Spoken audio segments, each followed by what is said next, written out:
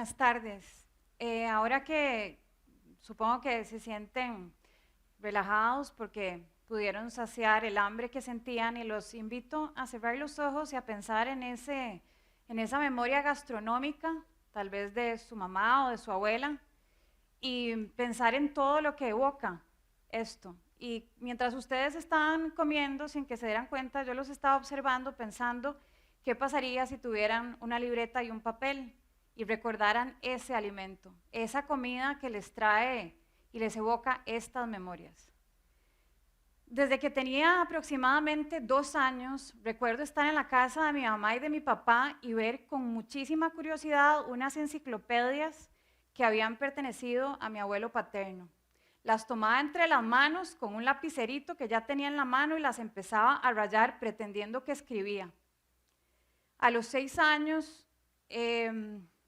le di forma a mi primer poema titulado La Rosa y recuerdo ir con gran entusiasmo a donde la persona que más admiraba y quería, que era mi abuela paterna, y se lo recité. Y ella levantó su mano y me dijo: acordate de mí, Lisa, que vas a llegar a escribir como escribió Agatha Christie. Para ese momento, a los 6, 5 años, yo no tenía idea quién era Agatha Christie, pero sabía que había sido una mujer poderosa y en palabras de mi abuela, eso me inspiró muchísimo. Pasó el tiempo, seguí escribiendo y finalmente, entre los 19 y los 24 años de edad, empecé a escribir una novela. Y bueno, yo dije, ya esto, me siento lista, voy a ir a una editorial pública. Recuerdo que llegué, dije, el viento está soplando a mi favor. Llegué a la ventanilla, entregué la novela y me fui con gran entusiasmo para mi casa. Recuerdo que más o menos 3 meses después recibo la respuesta finalmente de la editorial con una respuesta muy lacónica, que me decía que el texto no había sido del interés y que por favor procediera a recogerlo en el lapso de 3 días porque si no lo iban a reciclar. Y en ese momento yo dije, bueno, es como si estuvieran triturándome a mí, yo me imaginaba ahí con el papel porque ese era un objeto sagrado para mí. Yo les podría decir que es exactamente como un hijo. Entonces, bueno, yo dije, no, aquí me voy a ir para la casa sin llorar, pero apenas llegue voy a llamar por teléfono a mi mamá, no recuerdo por qué no fui, pero la llamé y a moco tendido le dije, mami, yo no voy a volver a escribir, me voy a dedicar tiempo completo a mi carrera como abogada. Entonces recuerdo que ella con esa sabiduría materna me dijo, mira, léete un libro de Richard Bach titulado Juan Salvador Gaviota. Pero en ese momento yo pensé, yo no tengo cabeza para leer a Juan Salvador Gaviota, pero sí tenía cabeza para pensar que yo tenía algo adentro, como una especie de fuerza atávica, me decía, usted tiene que seguir escribiendo, quizás la voz de mi abuela que ya había fallecido hacía muchísimos años. Entonces seguí escribiendo y yo dije, yo quiero hacer una investigación de qué es lo que ha pasado históricamente con las mujeres dentro de la literatura. Y primero me puse a observar que existen los grandes escritores de los clásicos, hombres, y luego vienen los hombres que han escrito en Europa, posteriormente hombres que han escrito en Latinoamérica, y después en ese eslabón, digamos, intermedio están las mujeres que tienen cierto grado de éxito, y luego, bueno, al final de la cadena estaba yo como una escritora emergente. Entonces recuerdo que quise hacer una investigación. Bueno, esto es el título de la charla, pero quería, a ver si me ayudan a pasar la otra diapositiva. Bueno, una diapositiva más, acá. Bueno, no pasó, pero había un dato que era muy importante para mí y era saber cuántas de los galardonados con el Premio Nobel de Literatura, cuántas veces se le había otorgado este premio a las mujeres. Y bueno, me encontré con un dato escalofriante que el premio había sido otorgado solamente 17 veces. Y entonces leí un libro que me inspiró muchísimo, titulado El hombre es un gran faisán en el mundo, escrito por Herta Müller, una de estas 17 mujeres. Y entonces escribí unos cuentos para adultos, una colección de cuentos titulada Los Pasos Rojos. Esta colección no solamente tuvo una muy buena acogida por parte de los lectores, sino que además también fue bien recibida por la crítica literaria. Entonces cierro mis ojos y recuerdo aquel día en donde estaba en esa presentación junto a personas que me habían apoyado y me habían querido y me habían dado como una mano durante el proceso. Recuerdo verlas a cada una de ellas sentadas y luego despedirme y llegar a mi casa, poner mi cabeza en la almohada y decir, me siento devastada, me siento exactamente igual que cuando me rechazaron en la editorial pública. Y era tan contradictorio para mí pensar que cuando finalmente yo había alcanzado mi sueño, yo me sintiera de esa manera. Entonces, en ese momento es donde me doy cuenta de lo terapéutica que era realmente la escritura femenina. Precisamente porque cuando había perdido esas ganas de vivir, me había dado cuenta que estaba en una carrera desquiciante donde yo quería alcanzar un lugar y tener cierto reconocimiento. Entonces me senté con una libreta y un papel y escribí un texto íntimo que fue leído por quizá 4 o 5 personas que se tituló Después del día más oscuro de mi vida. Y después de ese momento empecé a trabajar de otra manera, desde un lugar de equilibrio que quizá no conocía antes.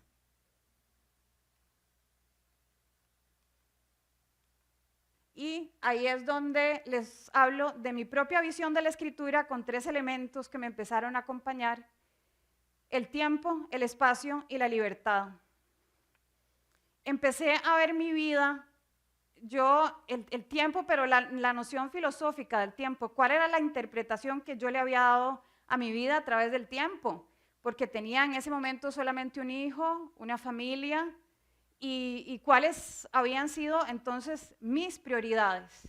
Entonces empecé a hacer ese análisis del pasado, del presente y de cómo quería yo vivir mi futuro. Y desde ese lugar de equilibrio encontré que siempre iba a contar con un espacio, que era el espacio para mi propia escritura terapéutica, para la escritura terapéutica de cada uno de ustedes, porque entonces lo que pasa es que cuando hacemos esos ejercicios de escritura semiautomática, estamos traduciendo esos pensamientos en emociones y a esas emociones les estamos dando un nombre y también un apellido. A partir de este momento, entonces, evoco a mi abuela, que había vaticinado que iba a escribir un texto, al igual que lo había hecho en su momento la escritora inglesa Agatha Christie, porque yo llevo a una editorial privada, casualmente una editorial de una mujer, una editorial independiente, de una mujer muy trabajadora y visionaria, un texto. Recuerdo que lo trabajamos, yo estaba embarazada de mi segunda hija, y ella me dijo, vamos a publicar este libro. Y recordé a mi abuela cuando me dijo, se acordarán de mí, pero usted va a escribir como lo hizo Agatha Christie, una novela negra en el género de novela policíaca. Y entonces, pensar en la libertad de escribir, que es bastante, es un reto, en medio de tantas complicaciones, porque podríamos decir, bueno, podemos hablar desde una condición de privilegio. Sin embargo, considero que si revisamos el contexto de estas 17 mujeres dentro de la literatura, hubieron muchísimos obstáculos que enfrentar y sin embargo, a través de sus diferentes contextos, sacaron adelante la tarea con 2 cuestiones que son sumamente importantes, la disciplina y la persistencia. Entonces, vuelvo a evocar esa frase del principio cuando mi madre me había dicho, Lisa, léete a Juan Salvador Gaviota, y lo hago en un momento donde ya yo había entendido cuál era mi objetivo y mi propósito dentro de la escritura y sobre todo de la literatura. Entonces, cuando me doy cuenta de que Juan Salvador Gaviota es una gaviota diferente a las demás, es una gaviota que quería volar más alto, sin embargo, toda la bandada generalmente iba a un barco pesquero que tiraba los desechos. Entonces el resto de las gaviotas le decía, no, Juan Salvador, usted no necesita ir más arriba porque aquí tenemos todo lo que necesitamos. Sin embargo, él se atreve a hacer ese vuelo y cae, se desploma. Sin embargo, se vuelve a levantar y lo que le dice a Dios o al universo es, ¿por qué no me diste las alas cortas de un halcón para volar? Y se da cuenta que él puede replegar sus alas y iniciar el vuelo. Durante todo este tiempo he aprendido a que cuando empecé a sentirme plena en lo que hacía, fue cuando verdaderamente dejé de mirar hacia adentro en términos de que mis primeros trabajos literarios eran autorreferenciales, se trataban de mi dolor, de mis experiencias, de mis realidades y me di cuenta que había un amplio espectro y eso significaba entender al otro y ayudar y dar el mensaje de que la escritura es verdaderamente terapéutica.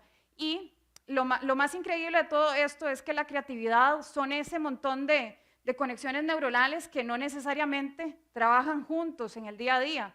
Y estos tres elementos que son la espontaneidad, la intuición, luego el elemento cognitivo, que es el conocimiento que tenemos, y finalmente la memoria semántica, que es la manera en que nosotros transformamos o representamos ese conocimiento. Entonces, recuerdo que di un taller en la Universidad Pedagógica Francisco Morazán y a mis estudiantes los puse a hacer un ejercicio sencillo. Y es que descontextualicé una imagen. Era la imagen de un esmalte de uñas que estaba gastado. Entonces, les eliminé el elemento cognitivo, ¿verdad? No les dije, no contextualicé de dónde venía esa imagen.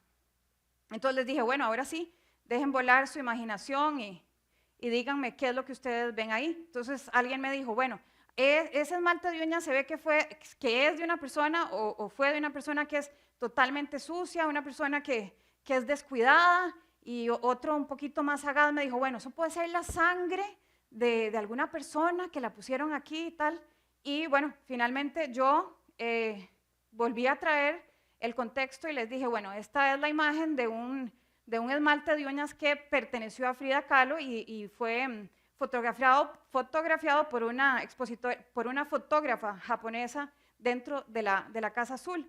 Lo que les quiero decir entonces con esto es que uno puede convertir el conocimiento y deconstruir ese conocimiento, que de ahí nace el poder y la magia de la escritura terapéutica, porque entonces cuando hacemos esa deconstrucción vamos a construir una nueva realidad.